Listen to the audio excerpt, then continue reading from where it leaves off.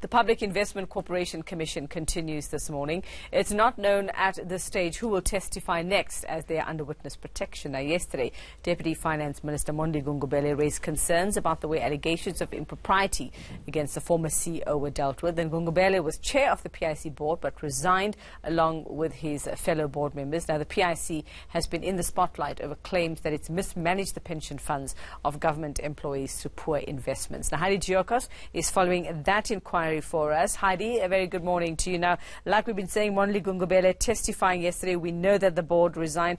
Tell us more about what he had to say, and did he explain at all about why he resigned or why they resigned? Deputy Finance Minister, as well as the chairman of the PIC board, Mondli Gungubele, was the first to actually speak, in terms of the board. And yesterday he testified and explained how things were really tough at one stage at the PIC, given the fact that there were serious allegations levelled against PIC board members, specifically him and another board member, that they are trying to capture the PIC. Now, he expressed how these emails were sent by an alleged whistleblower by the names of James Nogu, alleging that he is trying to seize and capture the PIC.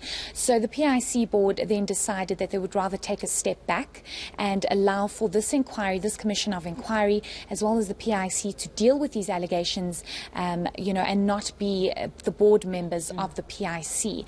And this is why they decided to move away, to not taint any image further of the PIC and to allow them to do their work. But he was very vocal, I must say, that he expressed how there were divisions within the PIC board, specifically around the way in which certain board members and the PIC handled then CEO Dan Machile's case about giving a loan to an alleged lover. So he expressed how things weren't all rosy and there were problems, specifically around the way in which things were handled, the way things were handled with specific deals that the PIC was involved in, and the way in which it handled the then CEO Dan Machila. All right, so we also saw the AO deal that came up in Gungubele's testimony as well, talking about processes that were completely flouted, and would love to hear more about that.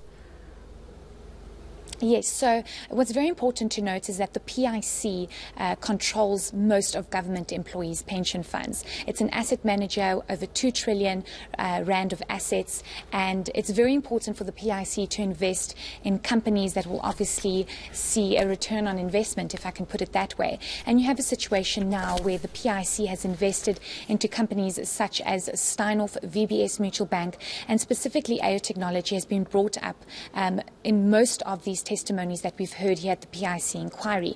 And the reason why the AO Technology deal has been brought up so much is because this company is not a company that the PIC would ordinarily have invested in.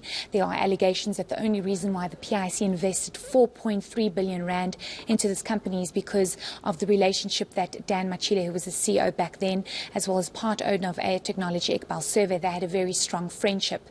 And we heard Mondli Gungubele actually saying that that process completely flouted PIC processes and governance, and it was not done the way it should have been done.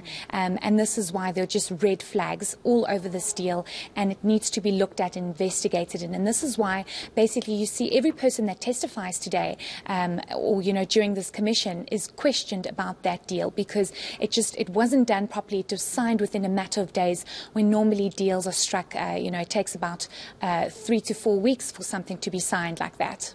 And a hell of a lot of money too. Okay, we'll leave it there for now. Thanks very much, Heidi Giokos. She's watching that PIC, the Public Investment Corporation.